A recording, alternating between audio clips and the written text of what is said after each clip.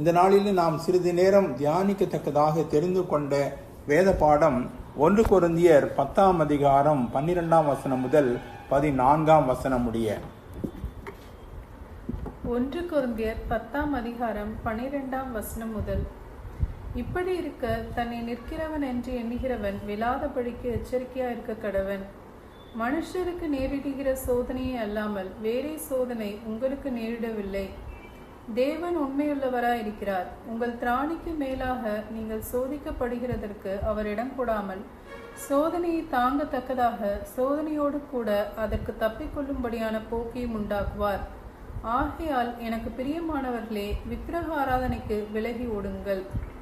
நாம் கேட்ட வசனத்தின்படி ஆண்டவராகிய இயேசு கிறிஸ்து தாமே நாம் விழுந்து விடாதபடி நம்மை எப்பொழுதும் காக்கும் அன்பின் ஆண்டவராக இருக்கிறார். நிற்கிறோம் என்று கூறுகிறவர்கள் விழுந்து போகாதபடி இருக்கத்தக்கதாக வல்லமையுள்ள வழிநடத்தலை அன்பு அருள் செய்யும் ஆண்டவராக இருக்கிறார். இந்த நாளில் நாம் தியானிக்கத்தக்கதாக தெரிந்து கொண்ட ஒரு தலைப்பு, தவறிப்போன தருணங்களிலே ஆண்டவரின் செயல்பாடு. தவறிப்போன தருணங்களிலே ஆண்டவரின் செயல்பாடு. குறிப்பாக சீஷர்கள், அந்த 12 சீஷர்கள் ஆண்டவரோடு பயணித்த அந்த 3½ ஆண்டு கால வாழ்விலே, அந்த பயணத்திலே, அவர்கள் ஆண்டவரோடு ஜீவித்த அந்த ஜீவிய காலத்திலே நடந்த 3 சம்பவங்களின் மூலமாக மனித வாழ்க்கையிலே தவறி போவது எத்தனை இயல்பாக இடைபடும் ஒரு காரியமாக இருக்கிறது என்பதை நாம் காணக்கூடும். சீஷர்கள் ஆண்டவரை ஏற்றுக்கொண்ட மக்கள், ஆண்டவரால் தெரிந்து கொள்ளப்பட்ட பிள்ளைகள், ஆண்டவரால் அதிகாரம் அளிக்கப்பட்டவர்கள். அவர்தாமே தம்மை போல இவர்களும் இந்த உலகத்திலே அற்புதங்களை நடப்பிக்கத்தக்கதாக, போதிக்கத்தக்கதாக, அதிசயங்களை நிறைவேற்றத்தக்கதான பாத்திரங்களாக தெரிந்து கொண்டார். தம்மோடு எப்பொழுதும் 24 மணி நேரமும் தம்மோடே இருக்கத்தக்கதாக அவர்களை தெரிந்து கொண்டார். அந்த 3½ ஆண்டு காலங்களிலே ஒருபோதும் அவர் சீஷர்களை விட்டு விலகினதே இல்லை. என்றாலும் கூட இத்தகைய நிலையிலே உருவாக்கப்பட்ட ஆண்டவரின் சீஷர்கள் ஆண்டவருக்கே பிரியமாக, அவர் எதிர்பார்த்த வண்ணமாக இந்த உலகத்திலே நடந்தார்களா என்றால் தவறி போய் அவர்கள் சில நேரங்களிலே செயல்பட்டார்கள். ஆனால் ஆண்டவர் அத்தகைய நேரங்களிலே அவர்களை திரும்ப எடுத்து நிறுத்தும் ஆண்டவராக செயல்பட்டார். நாமும் கூட இன்றைய சீடர்கள், நம் ஆண்டவரின் பணியை நிறைவேற்றும் மக்களாக இருந்தாலும் அல்லது சாதாரண மக்கள் என்ற நிலையிலே வாழ்ந்து கொண்டிருந்தாலும் நாம் அனைவருமே ஆண்டவரின் அடியார்கள். ஆண்டவருக்காக பணி செய்ய, அவருக்கு சாட்சி பகரத்தக்கதாக இந்த உலகத்திலே வாழ அழைக்கப்பட்டவர்கள். நம்முடைய சாட்சியின் வாழ்விலே தவறி போகாமல் நடக்கும் தருணங்கள் உண்டா?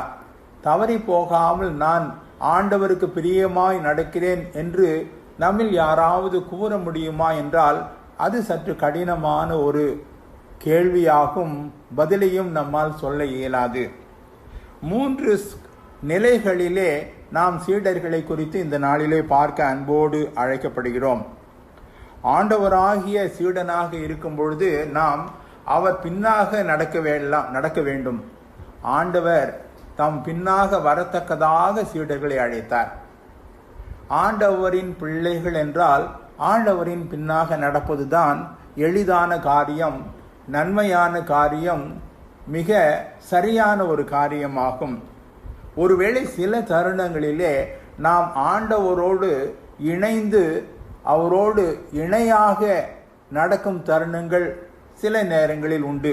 ஒருவேளை நாம் பலவீனப்படும் பொழுது, நாம் உடைந்து போன வேளைகளிலே, நாம் நொறுக்கப்பட்ட காலங்களிலே ஆண்டவர் நம்மை தம்மோடு இணைத்து கூடவே நடத்துகிறார். ஆனால் எப்பொழுதுமே நாம் ஆண்டவருக்கு முன்னாக நடக்கும் பிள்ளைகளாக இருக்கக்கூடாது. அதுதான் நமக்கு வரும் இடரலாகும், நமக்கு வரும் சோதனையாகும். ஆண்டவரை பின்பற்றி வருதல் என்பதே ஆண்டவர் விரும்பும் ஒரு காரியமாகும். நாம் பின்பற்றி வர இயலாது உடைந்து போன தருணங்களிலே அவர் நம்மை தூக்கி எடுத்து தம்மோடு இணைத்து கொண்டு நடத்துகிறார். ஆனால் சீடர்கள் 3 தருணங்களிலே இந்த நாளிலே நாம் காணப்போவது போல அவரை விட்டு விலகி போன ஒரு நிலையிலே செயல்பட்டார்கள். ஒருவேளை அவருக்கு பிரியமில்லாத ஒரு நிலையிலே செயல்பட்டார்கள். முதலாவதாக ஆண்டவராகிய இயேசு கிறிஸ்து தம்முடைய சீடர்களை ஒரு கடல் பயணத்திலே அனுப்பினார். ஆம், ஆண்டவரை பின்பற்றி வந்த சீடர்களை அவர் அழைத்து நீங்கள் அக்கறைக்கு செல்லுங்கள் என்று கூறினார். இந்த சம்பவம் நமக்கு தெரிந்ததே. மத்தேயு 14ஆம் அதிகாரம் 22ஆம் வசனம் முதல் 34ஆம் வசனம் வரை இந்த சம்பவம் கூறப்பட்டிருக்கிறது. மாத்திரமல்ல, மார்க்கு 6ஆம் அதிகாரத்திலும் கூட இந்த சம்பவம் கூறப்பட்டிருக்கிறது. 5000 பேர்களுக்கு மேலாக ஆண்டவர் 5 அப்பங்கள் 2 மீன்களை கொண்டு போஷித்தார். அதை போஷித்த மக்கள் இந்த 12 சீடர்களே.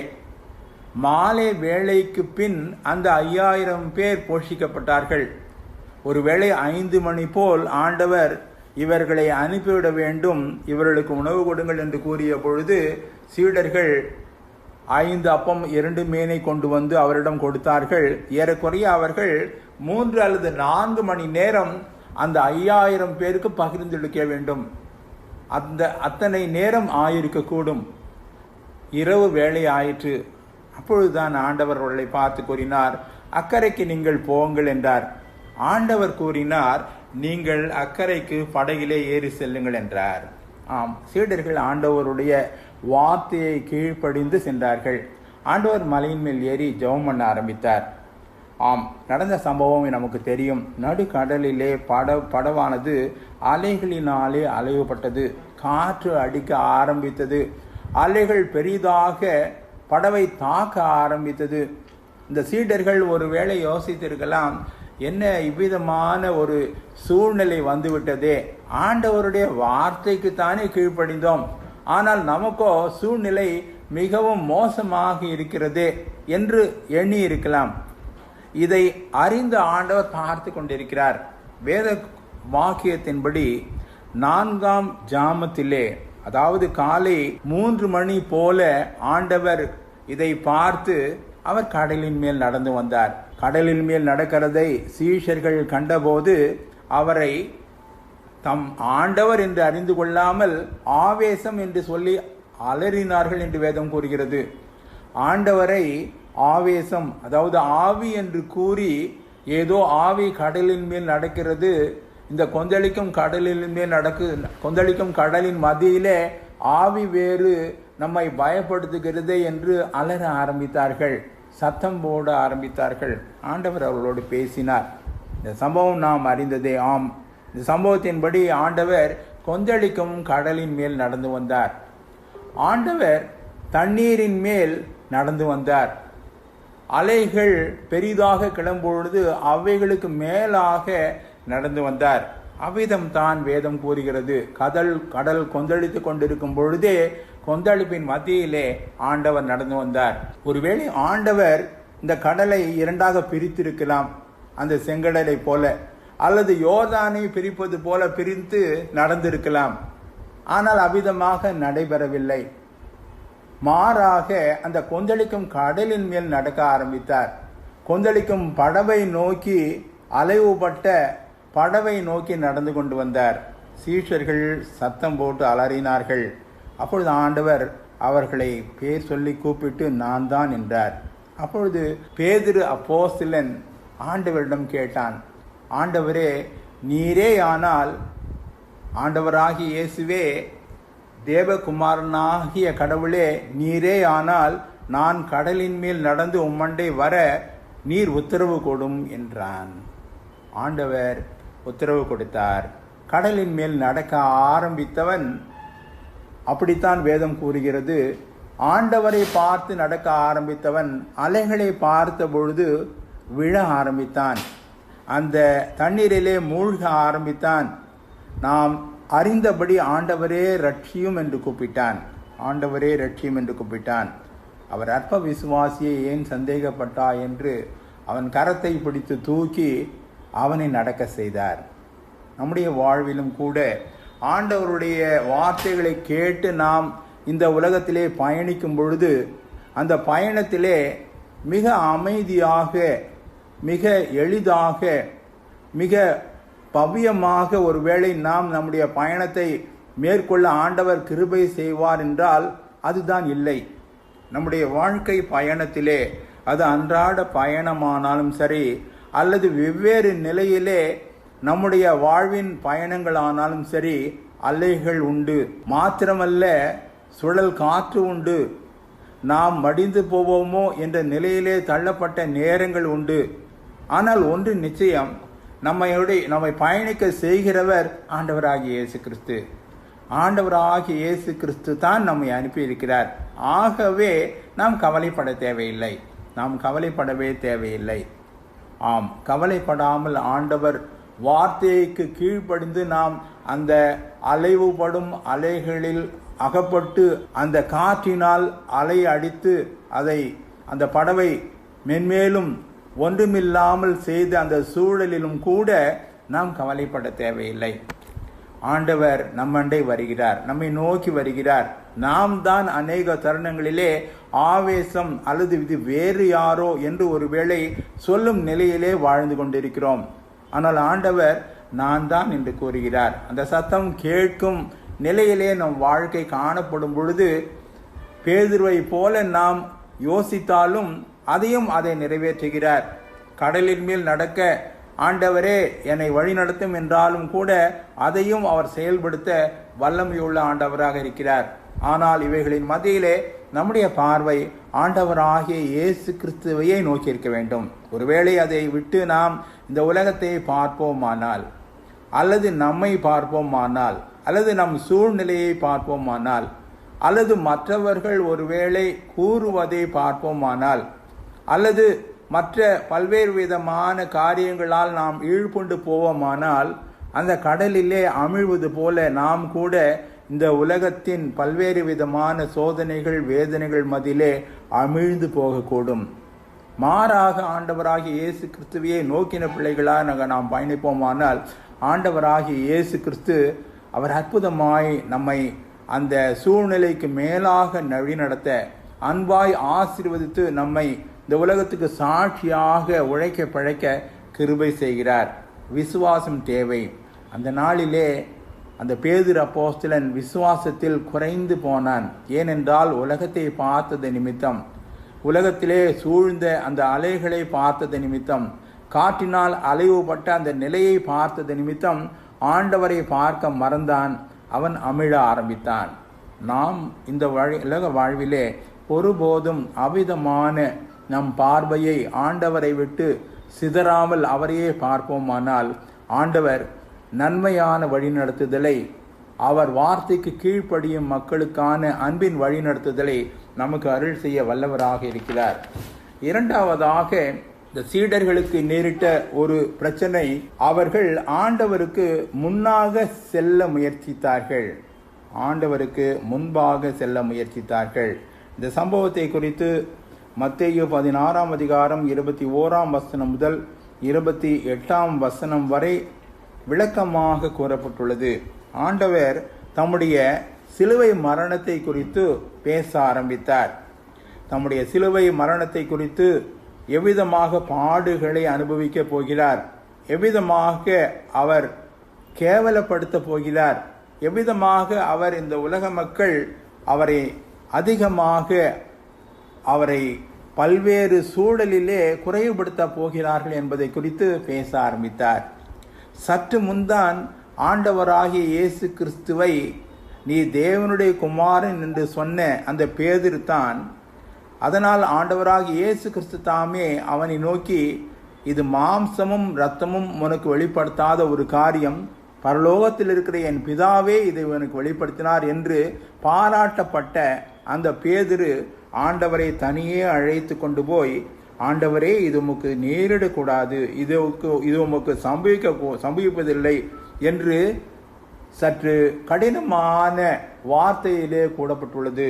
அவரை கடிந்து கொள்ள தொடங்கினான் என்று கூறப்பட்டுள்ளது. வேதத்திலே ஆண்டவராகிய இயேசு கிறிஸ்துவை கடிந்து கொள்ள தொடங்கினான். எத்தனை ஒரு பரிதாபமான ஒரு நிலை அல்லவா! ஆண்டவர் தம்முடைய சிலுவை மரணத்தை குறித்து, இந்த அற்புதமான தேவ அன்பின் ரட்சிப்பின் திட்டத்தை குறித்து சொல்லும் பொழுது, இது நடக்கக்கூடாது என்று பேதுரு பேச ஆரம்பிக்கிறான். அதற்காக ஆண்டவரை கடிந்து கொள்ள ஆரம்பித்தான். ஒரு நாளிலே அவன் ஆண்டவரிடம் வந்த பொழுது, நான் பாவியான மனுஷன், நீர் என்னை விட்டு போக வேண்டும் என்று கூறினவன் இன்று ஆண்டவரை கடிந்து கொள்ள ஆரம்பித்தான். எத்தனை பரிதாபமான ஒரு நிலை அல்லவா! ஆண்டவர் என்ன செய்தார் என்பதை நாம் அறிவோம். ஆண்டவர் அவனை பார்த்து, எனக்கு பின்னாக போ சாத்தானே என்றார். எனக்கு பின்னாக போ சாத்தானே என்றார். நீ மனிதனுக்கு ஏற்றவைகளை சிந்திக்கிறாய், தேவனுக்கு ஏற்றவைகளை சிந்திக்க மறந்து போனாய். மனித சிந்தனை வேறு, தேவனுடைய திட்டம் சிந்தனை வேறு. நீ மறந்த ஒரு மகனாக, அழிந்து போகும் இந்த உலகத்திற்கான காரியங்களை குறித்து பயப்பட்டவனாக, ஆண்டவருக்கு இவ்விதமான பாடுகள், இந்த உலக பிரகாரமான பாடுகள் ஒருவேளை அவரை ஒன்றுமில்லாமல் செய்துவிடுமோ என்று தன் உலக அறிவை பயன்படுத்தி அவன் யோசிக்க ஆரம்பித்தான், செயல்பட்டான், ஆண்டவரை கடிந்து கொண்டான். எத்தனை பரிதாபமான ஒரு நிலை! அவனை பார்த்து ஆண்டவர் கூறினார், எனக்கு பின்னாக போ சாத்தானே. ஆண்டவருடைய சீடனாயிருந்தவனை பார்த்து ஆண்டவர் கூறினார், எனக்கு பின்னாக போ சாத்தானே. நம்முடைய வாழ்விலும் கூட அநேக தருணங்களிலே ஆண்டவருக்கு நாம் பிரியமான பிள்ளைகளாக, ஆண்டவருக்கு நாம் மிக பக்தி உள்ள பிள்ளைகளாக, அல்லது ஆண்டவருக்கு நாம் முக்கியமான பிள்ளைகளாக காணப்படும் பொழுது, நாம் ஆண்டவரை பின்பற்றும் மக்களாக செயல்படுகிறோமா, அல்லது ஆண்டவருக்கே ஆலோசனை தரும் மக்களாக செயல்படுகிறோமா? ஆண்டவரை நாம் ஆண்டவராகத்தான் எப்பொழுதும் பார்க்க வேண்டும். அநேக தருணங்களிலே நாம் அதை மறந்து, ஏதோ நம் நண்பர் போல, நம்மோடு பணியாற்றும் ஒருவர் போல, அல்லது நமக்கு சரிசமமாக இருப்பவர் போல எண்ணுவோம் என்றால் அது மிக மிக தவறாகும். சரியான ஒரு புரிதல் வேண்டும். ஆண்டவர் தம்முடைய சீஷர்களை பார்த்து, நீங்கள் என் சிநேகிதர் என்றார். ஆனால் சீடர்கள் ஒரு காலம் அவரை சிநேகிதர் என்று கூறவே முடியாது. அதுதான் அந்த உறவு, அதுதான் அந்த மேலான உறவின் ரகசியம், அன்பு உறவின் ரகசியம். பேதுரு அதிலே தோற்று போனவனாய் மனித ஒரு நிலையிலே இருந்து செயல்பட ஆரம்பித்தான். அவன் உள்ளத்திலே இருந்த ஆண்டவர் விலகி போய் அவனுக்குள் சாத்தான் வந்ததினாலே, எனக்கு பின்னாக போ சாத்தானே என்றார். ஆனால் அன்பான பேதுரு அப்போஸ்தலன் அந்த வேளையே தன்னை முற்றிலுமாக அவருக்கு அர்ப்பணித்து வருத்தமுற்று அதற்காக மனம் வருந்தி இருக்க வேண்டும். ஏனென்றால் அவனை அவர் சேர்த்து கொண்டார். ஆண்டவர் அவனை மீட்டு கொண்டார். ஆண்டவர் அந்த நாளிலே அவனை ரட்சித்தார். அவனில் இருக்கும் பிசாசை துரத்தினதினாலே அவன் மீண்டுமாக நிலைநிறுத்தப்பட்டான். நம்முடைய வாழ்விலும் கூட அநேக தருணங்களிலே ஆண்டவரோடு இசைந்து வாழும் மேலான பரிசுத்த வாழ்விலே அவருக்கே கீழ்ப்படிந்து வாழும் மக்களாக, அவருடைய வார்த்தையை மாத்திரம் கேட்டு அதற்கு செவி கொடுக்கும் மக்களாக, நம்முடைய ஆலோசனை அல்ல, நம்முடைய விருப்பம் அல்ல, நம்முடைய திட்டம் அல்ல, நம்முடைய யோசனைகள் அல்லவே அல்ல, இவைகள் அனைத்துமே பிசாசுக்கு அடுத்தவைகள். இவைகளை எல்லாம் விட்டொழித்து அவருடைய வார்த்தையை மாத்திரம் கேட்டு ஜீவிக்கும் பொழுது இவ்விதமான தவறுதலை நம் வாழ்விலே தவிர்க்கக்கூடும். அவ்விதமான கிருபையை ஆண்டவர் தாமே நமக்கு அருள் செய்கிறார். மூன்றாவதாக ஒரு சம்பவம், இது ஆண்டவரோடு இணையாக நாம் வாழ வேண்டும், அல்லது நாம் இந்த உலக மக்களுக்கு முன்பாக காணப்பட வேண்டும் என்ற ஒரு நிலையாகும். ஆண்டவரோடு சரி சமமாக, இது மிகவும் ஒரு பரிதாபமான ஒரு எண்ணமாகும்.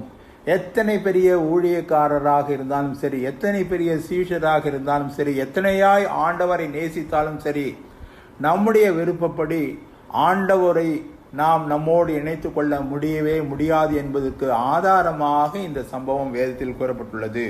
மார்க் 10ஆம் அதிகாரம் 33ஆம் வசனம் முதல் 43ஆம் வசனம் வரை இந்த சம்பவத்தை நாம் கேட்கலாம். ஆண்டவராகிய இயேசு கிறிஸ்து தாமே தமது 2ஆம் வருகையை பெற்று கூறினார். அப்பொழுது இந்த செபதேயுவின் குமாரராகிய யாக்கோபும் யோவானும் ஆண்டவரிடம் வந்தார்கள் என்று ஒரு வேத பகுதி கூறுகிறது. இன்னொரு வேத பகுதி அவருடைய தாயார் அவர்கள் தன்னுடைய 2 பிள்ளைகளையும் அவரிடத்தில் அழைத்து வந்தார்கள் என்று கூறுகிறது. ஆண்டவர் அவளை பார்த்து கேட்டார், நான் உங்களுக்கு என்ன செய்ய வேண்டும்? ஆண்டவராகிய இயேசு கிறிஸ்து தாமே கூறியிருக்கிறார், நீங்கள் என் நாமத்தினாலே எதை கேட்டாலும் அதை நான் செய்வேன். ஒருவேளை அந்த சீடர்கள் அதை அடிப்படையாக கொண்டு அந்த நாளிலே ஆண்டவரிடம் இந்த ஒரு பெரிதான ஒரு இடத்தை கேட்டார்கள். ஆண்டவரே, இந்த உலகத்திலே நாங்கள் உம்மோடு எப்படி இருக்க வேண்டும் என்பதில்லை, ஆனால் உம்முடைய ராஜ்யம் பரலோகத்துடையது. ஆகவே உம்முடைய பரலோக ராஜ்யத்திலே உம்முடைய மகிமையிலே உமது வலது பார்சத்தில் ஒருவனும் உமது இடது பார்சத்தில் ஒருவனுமாக நாங்கள் இருவரும் அமர வேண்டும் என்று கேட்டார்கள். ஒருவேளை மேலோட்டமாக நாம் பார்ப்போமானால் இவர்கள் கேட்ட இந்த ஒரு வேண்டுதலிலே தவறு ஒன்றுமில்லை என்று தோணக்கூடும். ஆனால் இது நமக்கு தகுதியா என்பதை குறித்து அந்த மக்கள் அறியவில்லை, அந்த அன்பின் பிள்ளைகள் அறியவில்லை. ஆண்டவர் அவர்களை பார்த்து, ஆகவே தான் வேறொரு வார்த்தை கேட்டார், நான் குடிக்கும் பாத்திரத்தில் நீங்கள் குடிக்கவும் நான் பெறும் ஸ்நானத்தை நீங்கள் பெறவும் கூடுமா என்றார். அந்த நிலையிலாவது அவர்கள் யோசித்திருக்கலாம். உடனே அவர்கள் கூறினார்கள், கூடும் என்றார்கள். இப்பொழுது ஆண்டவர்களை பார்த்து கூறினார், நான் குடிக்கும் பாத்திரத்தில் நீங்கள் குடிப்பீர்கள், நான் பெறும் ஸ்நானத்தையும் நீங்கள் பெறுவீர்கள். ஆனால் இந்த வலது புறத்திலும் இடது புறத்திலும் பரலோக மகிமையிலே நீங்கள் உட்காரும்படி கேட்பதற்கு அருள் செய்ய உங்களுக்கு அதற்கான இடம் இல்லை என்றார். அது என் வேலை இல்லை என்றார். அது பரலோக பிதாவின் வேலை என்றார். அது என்னுடையது அல்ல, இது பரலோக தந்தையினுடையது என்றார். நான் உங்களுக்கு வலது புறத்திலும் இடது புறத்திலும் உட்கார்வதற்கு அருள் செய்யவில்லை என்று கூறினார். மேலான ஒன்றை தான் கேட்டார்கள், என்றாலும் அது அவர்களுக்கு கொடுக்கப்படவில்லை. இதனுடைய ஒரு கான்சிக்வென்ஸ், இதனுடைய என்ன இது பிரதிபலனாக நடந்தது என்றால், அந்த 10 சீடர்களும் இவர்கள் மேல் பொறாமை கொண்டார்கள், இவர்களை ஒருவேளை பகைத்தார்கள். ஆண்டவர் அதனால்தான் தொடர்ந்து கூறினார், உங்களில் எவனாகிலும் பெரியவனாய் இருக்க விரும்பினால் அவன் எல்லாருக்கும் பணிவிடைக்காரனாய் இருக்க கடவன். உங்களில் எவனாகிலும் முதன்மையாய் இருக்க விரும்பினால் அவன் எல்லாருக்கும் ஊழியம் செய்கிறவனாக இருக்க கடவன் என்றார். எத்தனை அருமையான ஒரு வாக்கு தத்தம் அல்லவா! நாம் கூட நம்முடைய வாழ்விலே அநேக தருணங்களிலே, விசேஷமாக கிறிஸ்தவ ஸ்தாபனங்களிலும் சரி, கிறிஸ்தவ சபைகளிலும் சரி, கிறிஸ்தவ பல்வேறு விதமான கூட்டங்களின் மத்தியிலும் சரி, யார் பெரியவன், யார் வலது புறத்தில் உட்காருவது, யார் இடது புறத்தில் உட்காருவது, ஆண்டவர் திட்டவட்டமாக சொல்லி இருக்கிறார். பணிவிடைக்காரன், ஊழியக்காரன் இவனே உயர்த்தப்படுவான் என்று கூறியிருக்கிறார். நம்முடைய வாழ்விலும் கூட அநேக தருணங்களிலே ஊழியமானாலும் சரி, உலக பிரகாரமான வாழ்வானாலும் சரி, நாம் பெரியவர்களாக இருக்க முயற்சிக்கிறோமா? தலைமை இடத்தை நாம் பிடிக்க வேண்டும் என்று யோசிக்கிறோமா? அல்லது முதன்மையாக நான் கருதப்பட வேண்டும் என்று யோசிக்கிறேனா?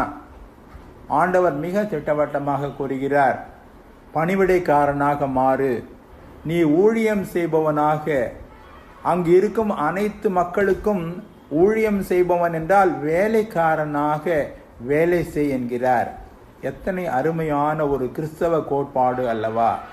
அன்பின் ஆண்டவராகிய இயேசு கிறிஸ்து அந்த நாளிலே தம்முடைய சீஷருக்கு தாழ்மையை குறித்து போதித்தார். உங்களில் யார் பெரியவனாய் இருக்க வேண்டுமானால் அவன் ஊழியக்காரனாய் இருக்க வேண்டும், யார் முதன்மையானவனாய் இருக்க வேண்டுமானால் அவன் பணிவிடை செய்கிறவனாக இருக்க வேண்டும். மனுஷகுமாரன் ஊழியம் கொள்ளும்படி வராமல் ஊழியம் செய்யவும் அநேகரை மீட்கும் பொருளாக தம்முடைய ஜீவனை கொடுக்கவும் வந்தார் என்று வேதம் கூறுகிறது. நம்முடைய வாழ்க்கையிலே நாம் தெளிவு பெற்ற மக்களாக நாம் காணப்பட வேண்டும். முதன்மையான இடத்தை விரும்பும் மக்கள் சற்று தகுதியற்ற மக்கள்தான், எதற்கும் தகுதியற்ற மக்கள்தான். யார் தன்னை ஒன்றுமில்லை என்று எண்ணுகிறானோ அவனை கடவுள் உயர்த்துகிறார், அவனுக்கு பொறுப்பளிக்கிறார். ஆனால் பொறுப்பளித்த நிலையிலும் அவன் பணிவிடைக்காரனை போல செயல்பட வேண்டும். ஒரு முதன்மையாக இருக்க விரும்புகிறவன், ஒரு தலைவனாக இருக்க வேண்டி விரும்புகிறவன், அல்லது எல்லாவற்றுக்கும் மேலாக இருக்க வேண்டும் என்று விரும்பினால் அனைத்து மக்களையும் அவன் ஒரே நோக்கிலே அவர்களுக்கு பணிவிடை செய்யும் மகனாக, அல்லது சொல்லப்போனால் அவர்கள் கால்களை கழுவுபவனாக இருக்க வேண்டும். அதைத்தான் ஆண்டவராகிய இயேசு கிறிஸ்து தம்முடைய கடைசி ராபோஜன பந்தியிலே செய்தார். அப்பத்தை கொடுத்தது மாத்திரமல்ல, திராட்சரசத்தை கொடுத்தது மாத்திரமல்ல, அவர் தம்முடைய ஆடைகளை களைந்து வைத்து இடையிலே ஒரு சிறு துண்டை கட்டி கொண்டு அனைத்து சீஷருடைய பாதங்களையும் கழுவினார் என்று வேதம் கூறுகிறது.